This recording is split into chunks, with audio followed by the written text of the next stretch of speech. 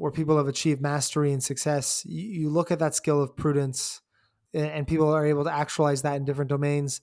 And it just makes me think about how in Stoicism, good people are effective people. Welcome to Stoa Conversations. My name is Caleb Ontiveros. And I'm Michael Tremblay.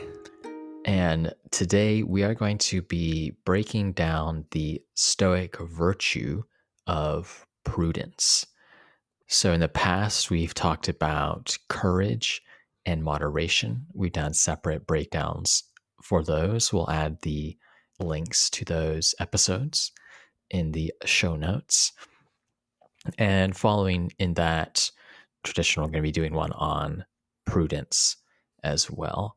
We're going to be using a breakdown of the subcomponents or sub-skills that comes from the Stoic Arius Didymus. I think it's a useful way to think about these large virtues: moderation, courage, prudence, and justice in a more specific way, thinking about, okay, what are the components of these character traits? And then, given that you have these components in mind, how can one apply one of these virtues more in one's life? Yeah, I've really enjoyed these episodes that we've done in the past on the virtues. I wouldn't say I was a skeptical of the Stoic virtues, but I always kind of thought they were leftovers from Plato or older Greek philosophers. And I didn't really understand, what's the point of you telling me to be courageous? Obviously, I should be courageous. It's about understanding Stoics' ideas of what's good and bad and what's worth being afraid of and what's not worth being afraid of. And, knowing that I should be courageous doesn't really help me solve that problem. But I think what we've seen in these past episodes and what we'll do today is that the Stoics have this really ingenious way of breaking something like prudence down into its parts. And that gives you, I think, a pretty clear step-by-step guide of, well, okay, if you think about prudence holistically, it's actually made up of these 7 or 8 subcomponents, and which of those are you failing at when you fail to be prudent? And I found that really helpful. So looking forward to doing that again. Excellent. Yep. Yeah, me too. So we're going to be going through prudence today. Sometimes it's called practical wisdom. You'll hear that as well, but we'll just use the term prudence for now.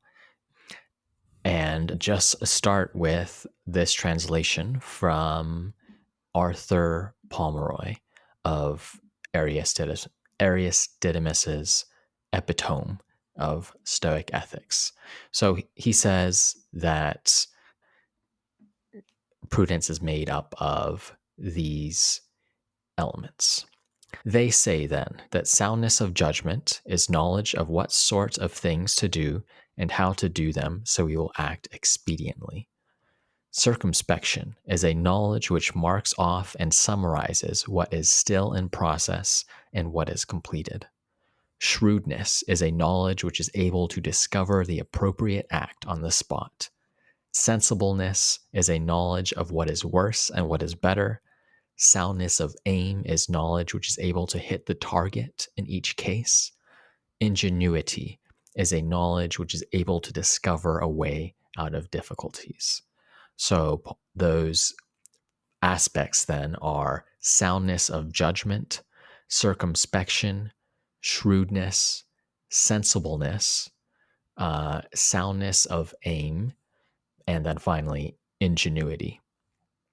So that's coming from the Pomeroy translation, which is fine work. But the way I'll capture those elements here is with judgment, view, shrewdness, discretion, aim, and resourcefulness. So we'll go back to the translation, compare other words we can use to describe these sub-skills, but that's how I'll be thinking about these aspects here.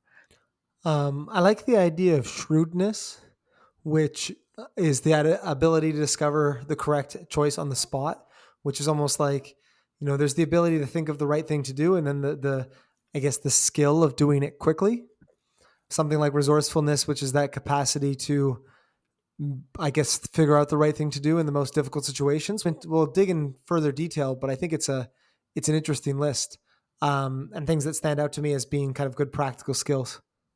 Yep, absolutely. So let's start with judgment. So judgment or soundness of judgment, eubolia in ancient Greek, is from Paul Murray. We have this idea that it's a knowledge of what sort of things to do and how to do them well, so you'll act expediently. And this promotes the idea of expedience, which is not a word we use so often these days, but knowing how to do things in a practical and convenient way.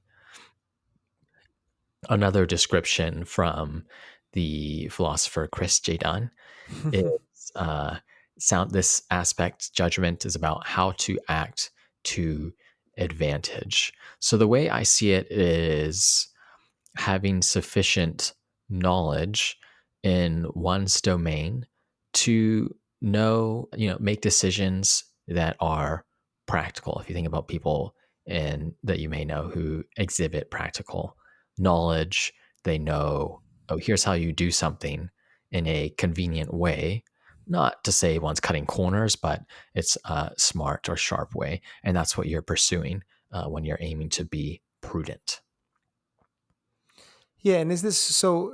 The what you're calling out there is this idea of not necessarily aiming at the right target, but once you've picked something, getting there the right way. Is that the idea? So, how efficiently you reach your goal, or is that what we're aiming at? So not what the goal is, but once we've picked something, how we get there.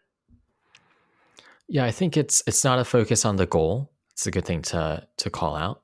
It's a focus on the means, and in particular, there's this idea of making a practical decision. And what's a practical decision? It's knowing the right way to get from A to B, not cutting corners, but also not spending an inordinate amount of time to get there, and having the ability to make that judgment about this is perhaps the right amount of time we should spend on this project and then move on.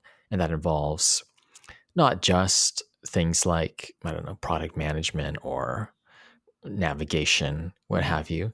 I think part of this idea that having a soundness of judgment does mean having some amount of domain expertise. But an important aspect of it is having some domain expertise that you can use to make good judgments in the right area. Yeah, I like.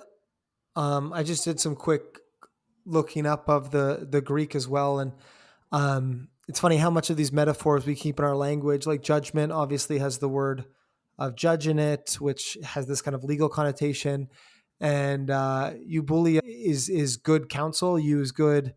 Bulia is for counsel. So you think of it as kind of giving good advice to yourself, or acting as that kind of expert to yourself. So the same way I might seek that, if I might go out and seek a lawyer or a doctor, or as you said, somebody with content or domain expertise, if I'm in need of something. And this is being in a position, I think, to do that for yourself, or if you recognize you don't have it, to maybe seek it elsewhere. That's obviously really, really important. I don't know if there's any way to get that quickly, though.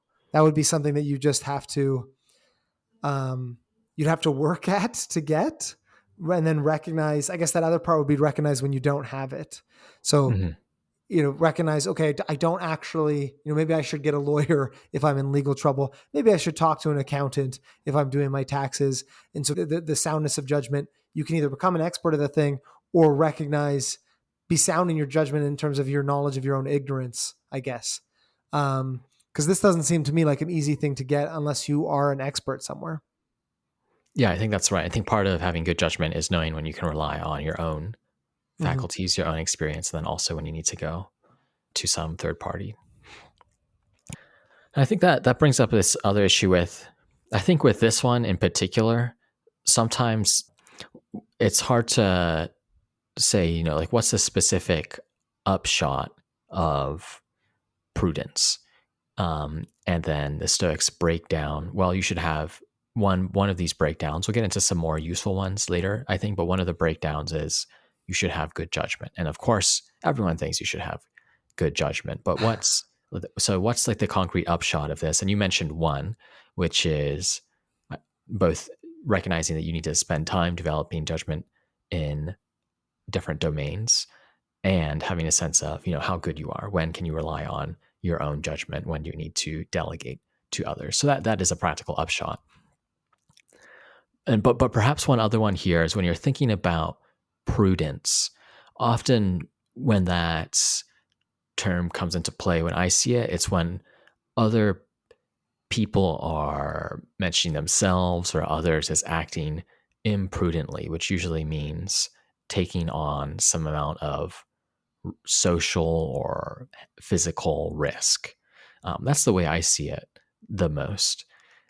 And I think what this pointing at judgment can help bring out is that before you get to making the correct decisions about what sorts of risks one should take in a given area, you want to cultivate judgment to begin with. That ability to have sound judgment, move through the levels of a given skill, instead of perhaps thinking about prudence from those moments where one has already made a mistake by acting imprudently.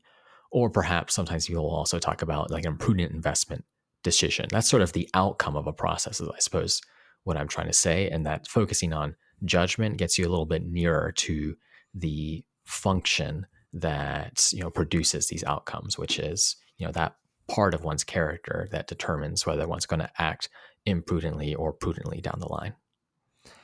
Yeah, we might be getting a little sidetracked. Well, I'm sidetracking it a bit further. I think that's really interesting, Caleb. But it makes me think of how ultimately these virtues are intellectual skills. Especially when we talk about virtue, I always think, even myself, I think of them as kind of moral failings, and they are moral because the moral and intellectual is intertwined for the Stoics. But if we can detach it from this idea of morality, we really are just talking about intellectual capacities. And so when you look at somebody who's like, what did something imprudent, when I was listening to your story, Caleb, it can be tempting for me to think, oh, well, they should just, when you think about something like courage, it almost becomes like, just buck up, when you think about kindness, just do the kind thing. It almost feels like there's this kind of, when we think about moral problems, we almost think about it like temptation and overcome the temptation. Do what's in your own interest versus do what's in the interest of others. But the answer is very clear, and you just need to kind of be selfless. But when we're talking about prudence, it's not really just a matter of being selfless. It's not a matter of just bucking up and doing the right thing, even though it's the hard thing to do. It is almost, seems to me, the most intellectual of these virtues, and that, you can't just, you made an imprudent investing decision, just invest better. It's like, no, you have to go and actually retrace the steps of that process. You have to teach yourself what sound judgment looks like, what good investing looks like, what it means to make good decisions in that space or any domain you choose. And so, this is, I think, a very kind of intellectual skill of a virtue. And ultimately it's still virtuous, right? Because good people are effective people. Right? Good people are the kinds of people that can go out and achieve their moral plans. If they want to help somebody, they can help somebody effectively and efficiently. And so there is this kind of intellectual skill to virtue that the Stoics noticed. And I think it's really getting called out here. Yeah, absolutely. And I think that's essential, of course, as you say, if you want to help someone, whether that's another person or yourself, you need to know how to do it and have the skill to, see that project through. It's essential in that sense, but I think it's also can be useful, I think, to approach whether it's like maybe moral failings, or sometimes people talk about mental health type issues through thinking about building a skill directly. I think this is something we talk about a lot, and less about, how can I just become happier? How can I just become a better person? Where thinking about getting at the level of skills, where that's especially, I think, an intellectual one in this case, can break down that, this sort of really nebulous goal, becoming happier, becoming more moral, into something a lot more tractable and something that I think you're forced to think about, how can I apply this to my own life? How can I exhibit judgment in my own life, prudence in my own life, and so on. Yeah. Which I guess, though, as you mentioned, the practical upshots is a develop expertise in an area the way people like to develop expertise. Everybody has their own method, but find people you trust, learn about a subject matter, become experienced, and then B, really carve out areas of your own ignorance, because you're not acting in a practical way if you're acting ignorantly. And those are two quick steps we can do to build that kind of intellectual skill. Right. And so something else we should say here before moving on to these other sub skills is we've also talked about attention and the importance of attention for the Stoics. And one reason for that is that, if you're paying attention, you're able to improve your judgment over time. Whereas if you're turned off in a way, or just go through particular social situations, what have you, without that kind of awareness of what's going on, what can I learn in this moment, then you're not improving your judgment in those circumstances. Well, that's one additional reason why Stoics care about attention, because it's essential for building any skill, and especially the part of the skill that has to do with judgments, recognizing what's going on and learning. Yeah, that's absolutely right. I mean, Epictetus talks about this. The meta, I don't know, I'm trying to use this and say this in plain language, but the kind of meta awareness of the fact that you're thinking, right? That's what attention gets us to. That's what mindfulness gets us to. And when you have that awareness, you can intervene in the thinking. You can disrupt the patterns. You can build new habits. You can build new patterns. And so when we're trying to improve the soundness of our judgment, we're trying to both build practical domain experience and also break our patterns of imprudent, unsound judgments. And we do that through mindfulness, awareness, attention of the way that we think, the way that we act. And then Epictetus just talks about that as that's the unique human thing to do. This ability to take a step back, be self-aware of the way that we think, and then intervene in that process is distinctly our own, and we have to use it. Mm-hmm. Yeah, that's well put. So we have judgment. We want to get onto these other sub skills: view, shrewdness, discretion, aim, and resourcefulness. The next one I'll talk about here is what I'm calling view. Pomeroy translates this as circumspection. The ancient Greek is eulogistia. So you almost think of it as good logistics. Jidan describes this as giving purview of a situation and what can be done. So you could think of this perhaps also as situational awareness. I had a friend who would insist on one of the most important heuristics for him was that this being able to answer this question, do you know what's happening and why you are doing it at all times? It's a sort of thought of having that awareness, what's going on in this situation, and then how do I fit in with the rest of what is occurring around me. Well, it makes me think of, if I'm understanding it correctly, it makes me think of in Brazilian Jiu-Jitsu. So I teach Brazilian Jiu-Jitsu, and I often think about a blue belt, which begins at white belt, and then there's the blue belt level. And I often think of the blue belt, the second belt. When I talk to people about it, I say, for me, a blue belt is somebody who always knows where they are and always knows what they're trying to do. So jiu-jitsu, it can be very confusing, a lot of different positions, a lot of different techniques. And for me, the blue belt is not the person who can win or who has mastered anything. It's the person who in any position has a general understanding of, okay, I'm on the bottom of mount. I'm trying to escape so that I can get on top and do my technique, which is this. And so that would be that kind of view, or that circumspection, that idea of where you are, where you want to go, and maybe some cues on how to get there. It also made me think of this book that I read recently called Good Strategy, Bad Strategy. It's about strategy in business. One of the main ideas was that good strategy takes a point of view about what matters in a situation and then makes a bet on that. Mm-hmm. So bad strategy says something like, if you're a hospital, a bad strategy is, well, we want to help people. Well, that's not really a strategy. It's amorphous. A good strategy would be something like, well, what matters the most for helping people is getting them in the door as quickly as possible.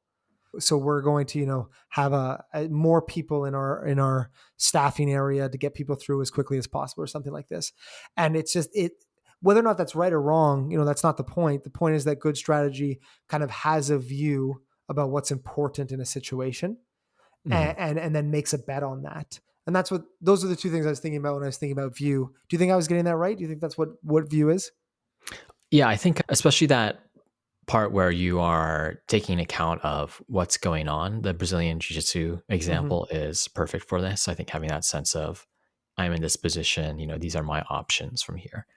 And also, I think in other skills, you have people who get better and better at those skills are able to describe what happened, which Yeah. is another part of situational awareness. I think not just in the present moment, but if you do some sparring with someone, you can describe these are the positions, this is what happened. Maybe this is what I did well, this is what I didn't. Whereas when you're just starting out, whether it's in martial arts or even chess, it's games like chess. You're like, well, it's a lot more blurry. And then as you get better, you can describe, this is the path that I took. This is what happened. If we're not Uh, careful, it'll become a jujitsu episode because I'm yeah, going to yeah, that's do right. a follow up. Well, just that, like, the Stoics have this idea about expert impressions. So this idea that when an expert in something sees something, they actually see something different than you do, even though your eyes are literally taking in the same thing, because the Stoics talk about you don't make judgments about what your eyes take in. You make judgments about your impressions about a situation, and your impressions are filtered through your personality, your history, your current level of knowledge. So the idea is that different people have different impressions based on the biases that they interpret the situation from, even before they choose to believe it or not. Just that initial interpretation. And so an expert impression is a special kind of impression that an expert has. And I think about that in terms of jiu-jitsu all the time, because if you got a white belt to watch a jiu-jitsu match and a black belt to watch a jiu-jitsu match, they'd be watching the same match, but they'd have entirely different views and memories about what was happening and what was going on. And I don't think that's the exact same thing as views not being that specific to expert impressions. Mhm. But I think both this sub part of prudence, what it has in common with that is just this idea of um, really in any situation, kind of it's not what you're giving your attention to, but the mental model, I guess, of what you're carving out as what's occurring and how you can navigate or move within what's occurring is it's a skill to be trained, and it differs from person to person. Yeah, I think that's right. One thing I would call out is that Pomeroy in particular makes this seem almost like an administrative type ability, where he says it's knowledge which marks off and summarizes what is still in process and what was completed. So that really brings out the sense of logistics, right? I think you shouldn't think about it just in terms of that, but it's good to root it in the ability to have this awareness of what's going on in the moment and what happened and what are we doing right now.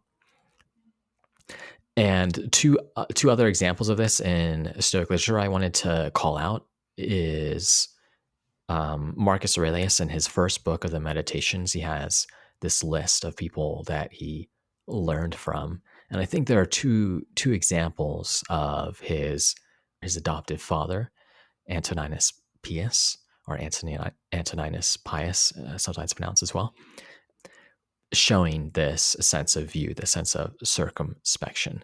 So he writes in Meditations 16, his searching questions at meetings, a kind of single mindedness, almost never content with first impressions or breaking off the discussion prematurely.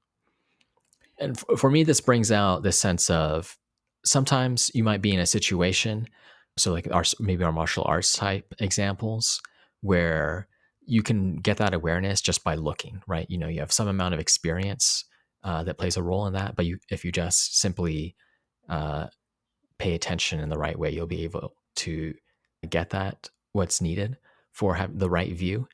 Um, but in other situations, you really need to dig for an answer. And Marcus Aurelius is mentioning here this ability to inquisitively ask questions in a single-minded way to get that awareness. So I think that's a good reminder. Yeah, your point being that it's or the way that I was understanding that is that it's not just attention. It's not just saying to think about this. It's saying sometimes you got to work. Sometimes you got to get it. And you're not comfortable moving forward until you have the view, right? Until you have the perspective of where you are and where you can move from there. Yeah, that's right. It's also kind of, I mean, the Marcus Aurelius's adopted father kind of example is also kind of bureaucratic in a way. I guess it is kind of governmental again, where you think of these as project meetings, which is not necessarily a bad thing. I know bureaucratic is not the the coolest thing to be called, but the ability to really carve out a project plan, and understanding the steps to get somewhere to make realistic change is a good skill. Yeah, absolutely. The other place I wanted to call out, you'll get the same sense of this, where he says, and his advanced planning well in advance, and his discreet attention to even minor things. And I like that passage as well because you get the sense that having prudence involves, being able to see things through time, but also know, what's the right moment to really dig into these smaller details. Yeah, great. All right. So we have judgment and view. The next skill, we've got shrewdness, discretion, and aim, and resourcefulness to cover. So the next one we have is shrewdness. Knowledge to find what is appropriate on the spot is how Chris Jadan describes this one. And all of these require practice, but perhaps this one especially. I think being able to build up that reflex to know what's appropriate in a given situation. You can prepare, you can practice, you can also prepare for a situation before it happens. But often I think this skill is built up through experience and quality experience. Experience where you're paying attention about what's going on, what works, and so on. Another aspect to this sub skill is that there is a moral dimension to it, being able to find the appropriate action in the moment. An appropriate action is one that fulfills your duties. If you want to think about this and in role ethics, it's recognizing, what's my role here and how do I fulfill that? What, who are the other people involved and how do I treat them with proper respect and do that on the spot without hesitation. I know. I think you're right about the moral aspect, and that's where it gets in, right? Is because at the end of the day, the right answer is going to be a moral one, and getting the wrong answer is going to be a moral failing.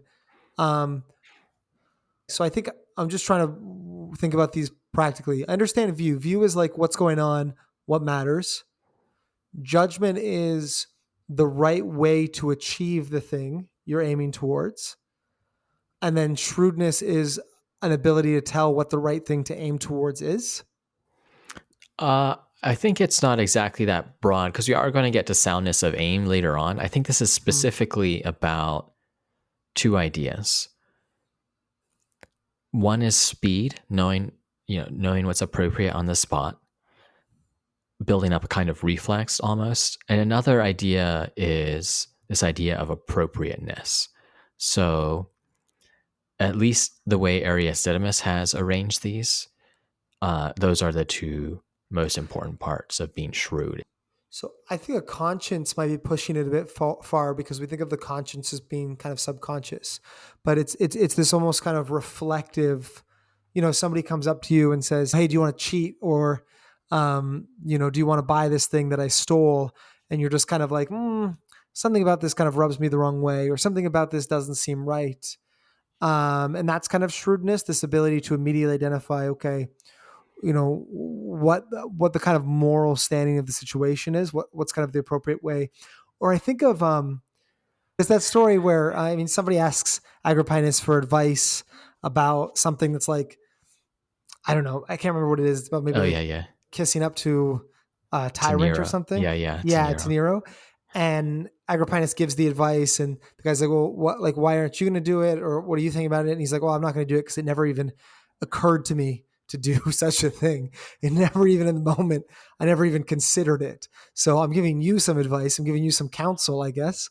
But, so that person was smart enough to ask for, I guess, the counsel of Agrippinus, but Agrippinus had the shrewdness to tell in the moment that, getting into Nero's good graces wasn't worth doing. Yeah, that's a perfect example. I think that's a great example. Hmm. Yeah, that's well done. That seems important then. Yeah. Yeah. Yeah, absolutely. And again, it comes back to the skill example, because you almost think, well, why are we judging people for how they respond in the moment? Shouldn't we judge people for, what they come to at the end of a deliberation if virtue is intellectual? But no, there's this skill to deliberating well quickly, the same way an athlete would. It's not about making the perfect shot in the empty ice, when nobody's around. It's about making the right shot when all the defensemen are around. This is a hockey metaphor now I slipped into with my Canadianness, but it's about doing it in the moment, when people are trying to check you and there's all the flashing lights and everything. That's that kind of skill and practice. And that's what I see shrewdness as, is that ability to kind of to get the right aim in the moment and be clear on what's the appropriate, goal to shoot for. Mm-hmm. Yep. Yeah, that's well put. Nice. So the next one then is discretion. And Jidan describes this as concerning what is worse and better in a situation. And if we go to the Pomeroy translation, he has Arius Didymus say of discretion, what I'm calling discretion, it is the knowledge of what is worse and better. So essentially the same thing. There are some, both with this one and the next, there are some issues with, I think, the root text that we should flag, but this is generally how it was be understood. And the way I interpret that, my sense of what this means is, okay, for these other sub skills, we have this idea of judgment, coming to a decision, especially this decision about what is convenient, what's practical, view, having a sense of what's occurring in a situation, what's the right way to look at things, do I have sufficient awareness, and how do I fit in? Then we just talked about shrewdness, and that's a focus on what's appropriate and that ability to come to that judgment quickly. Where discretion, my sense is all of those in some sense concern what's worse and better in a situation, but being able to build up discretion means you're becoming more sensible, you're becoming more knowledgeable. You have enough depth to know in a given domain what is worse, what is better, and why, and know what's grounding some of your judgments. One way I think about this is people who are prudent often have the right words for things, so they're able to explain things in a clear way, in a way that displays they have knowledge about what's worse and what's better in a situation. That's not always the case, but I think a correlation is that many people who are talented at a given area are able to describe what's going on in a greater level of detail and a greater level of depth than amateurs, and have a sense about why particular tactics are worse or better in a given situation. And I think that's what discretion is about, building a sense of expertise, a sense of depth to one's knowledge. Okay.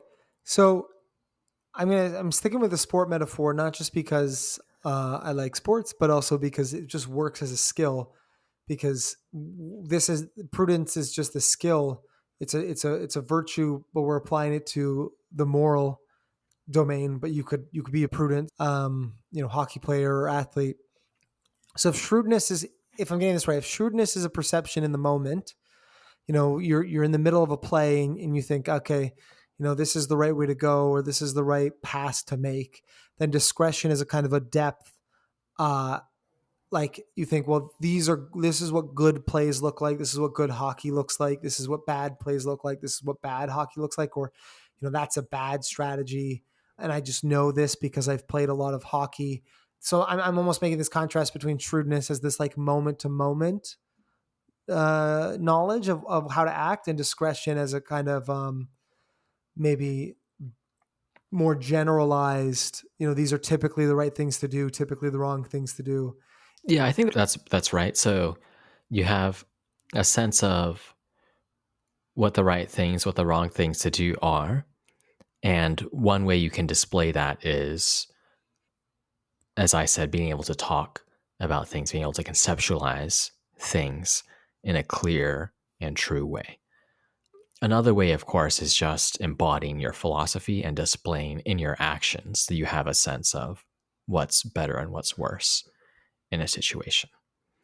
I don't think it's not necessary to be able to talk about things in clear detail in order to have discretion. We've all met people who are good at what they do, but they're not able to explain what they do. That does happen sometimes.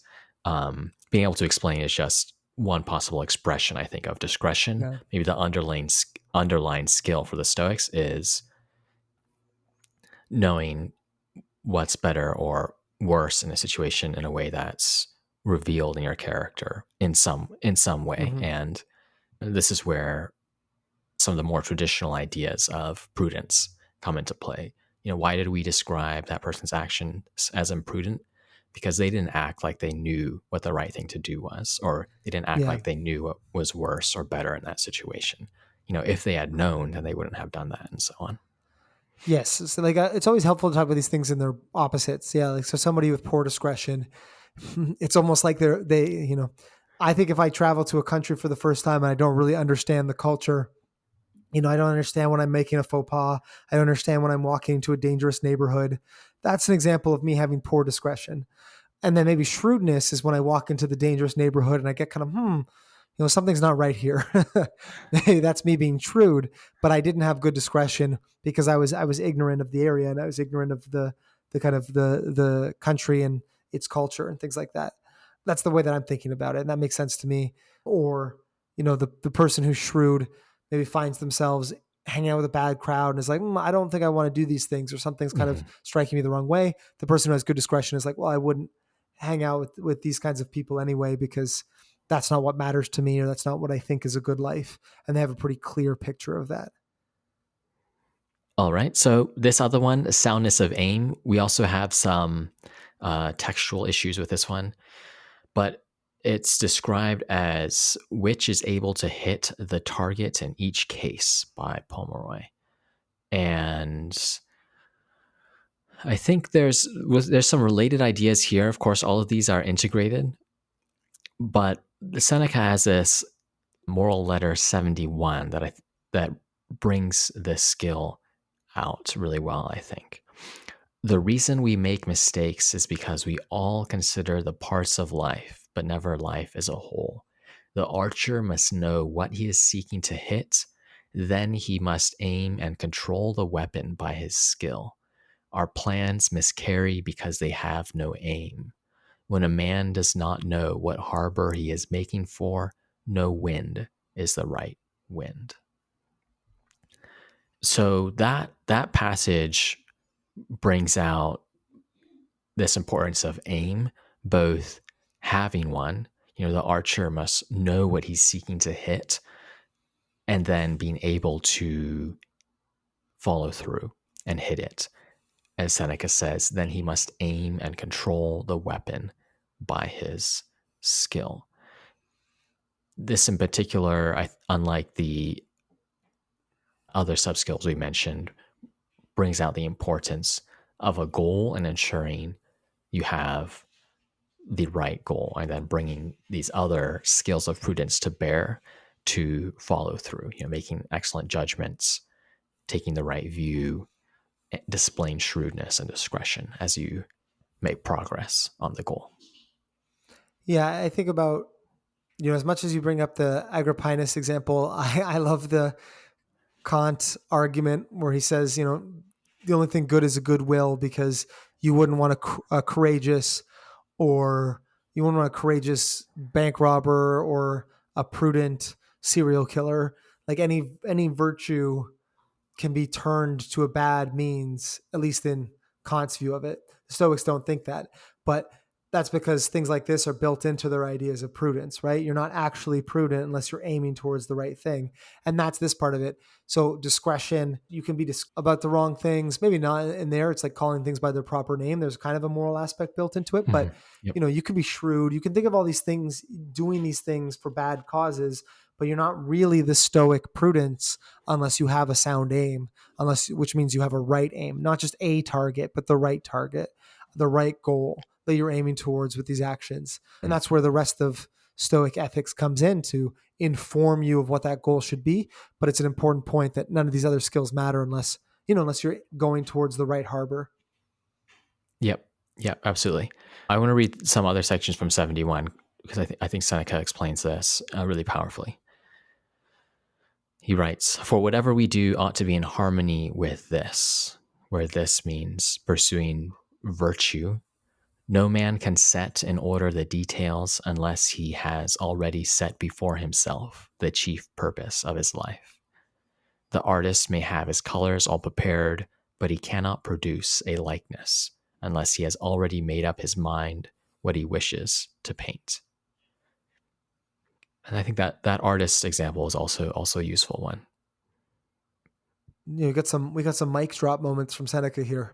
Right. These are quite excellent metaphors. Perfect. All right. So we've got judgment, view, shrewdness, discretion, aim, last one, resourcefulness.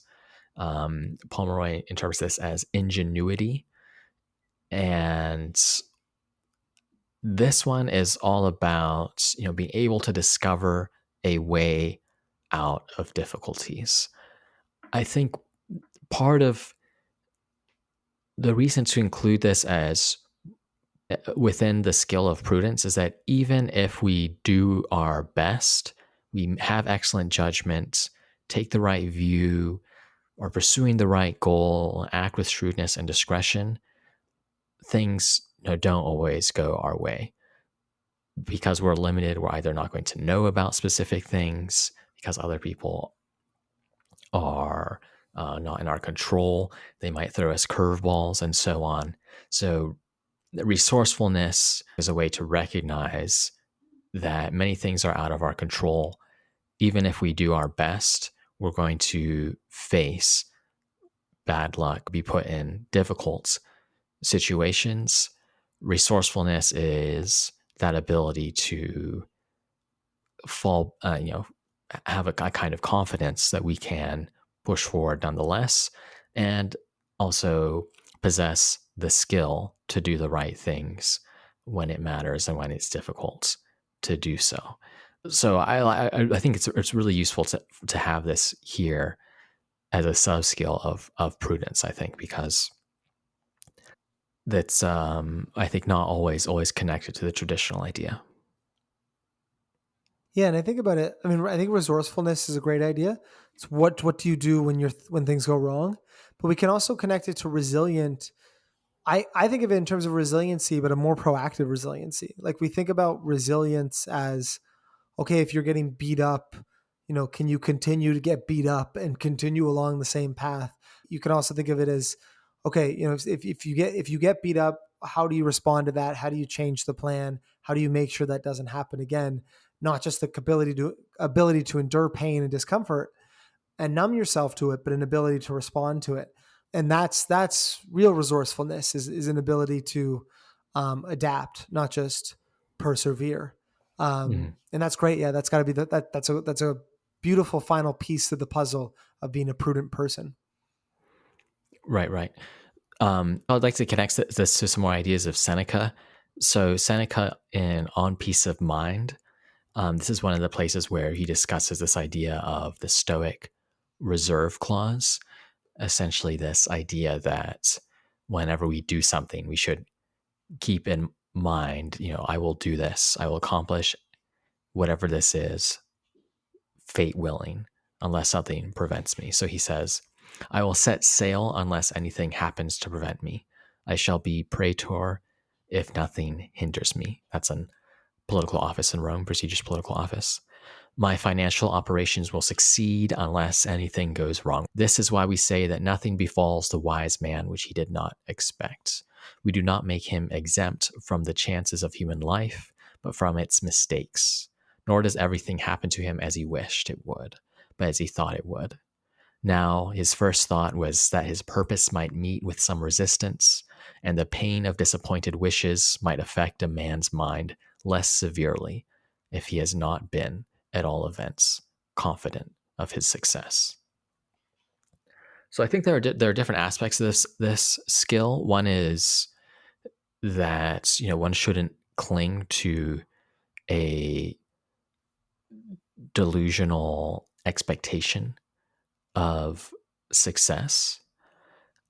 But I think it's important not to take the wrong lesson away from this, where you don't do your best because some adversity arises, or you don't finish what you started because there's some initial signs that fate is not willing. I think the main idea is to be resourceful, so have a kind of relentlessness, even if you recognize there is so much of life that is outside of one's control. It's taking that full responsibility of what is up to yourself and doing one's best without, say, investing one's happiness in those things that really are outside of one's control. Yeah, what's that line? There's a line. It's like hope for the best, but prepare for the worst, or something like this. And maybe we push it a bit further, and it's prepare for the best and prepare for the worst, something like this. You're still going to give it your all for the best, but you're not surprised, and you're ready to adapt if bad things happen, because you're a Stoic, and you're not. It's not toxic positivity would be the opposite of this, right? Is you only focus. We talked about view or circumspection. You carve out your view to only focus on the good things that you want, only focus on the good things that could happen to you. And because of that, you're less prepared for success because you're less able to adapt and more disappointed if things don't go the way you thought they would. So, and that's, again, these things are all going to be connected, but that's really the downside to toxic positivity as I see it. And so this is the way to maximize success while accounting for that. Yeah, I think that's part of it, certainly. So those are our. I think that's our breakdown of prudence. We have the subskills of prudence: judgment, view, shrewdness, discretion, aim, and resourcefulness. While going through this, my some of my initial takeaways were on view. Marcus Aurelius' kind words about his father, Antoninus Pius, and I think the positive respect he shows him for searching for answers in meetings with advisors, generals, and so on, and showing a kind of competency when it came to mastering the details, planning out what would have been exceptionally complex work of administering an empire.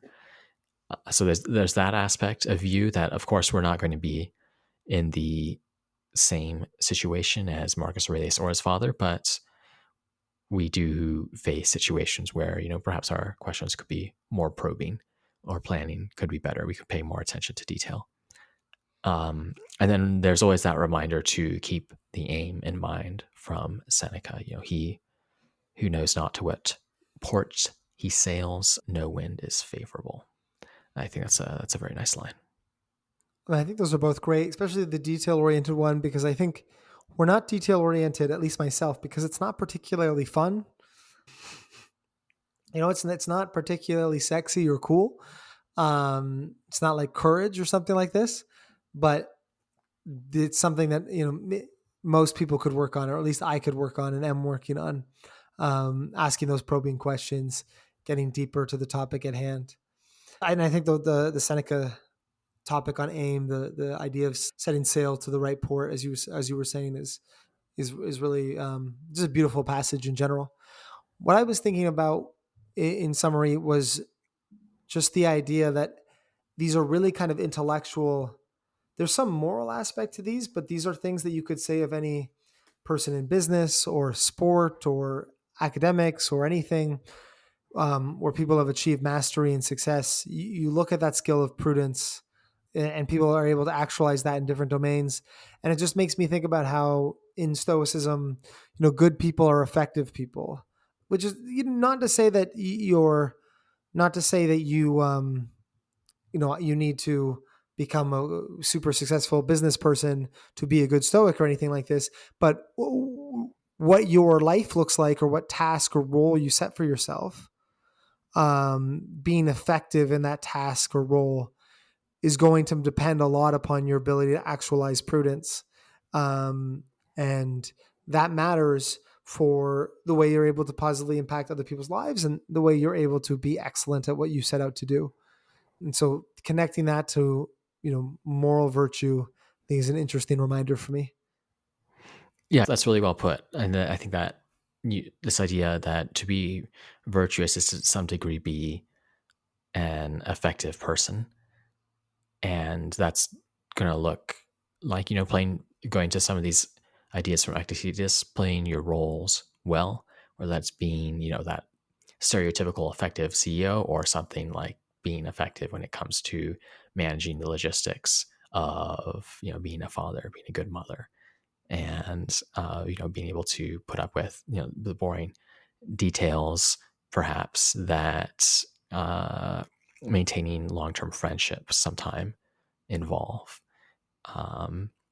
Whatever it looks like, I think that kind of effectiveness, having a good judgment, a sense of view, shrewdness, discretion, pursuing the right aims, and then, of course, being able to be resourceful when things don't go your way. Each of these parts are essential. Yeah, great. Awesome. Thanks, Michael. Thanks, Kel. Thanks for listening to Stoa Conversations. Please give us a rating on Apple Podcasts or Spotify and share it with a friend. If you want to dive deeper still, search Stoa in the App Store or Play Store for a complete app with routines, meditations, and lessons designed to help people become more stoic. And I'd also like to thank Michael Levy for graciously letting us use his music. You can find more of his work at ancientlyre.com. And finally, please get in touch with us. Send a message to stoa@stoameditation.com if you ever have any feedback, questions, or recommendations. Until next time.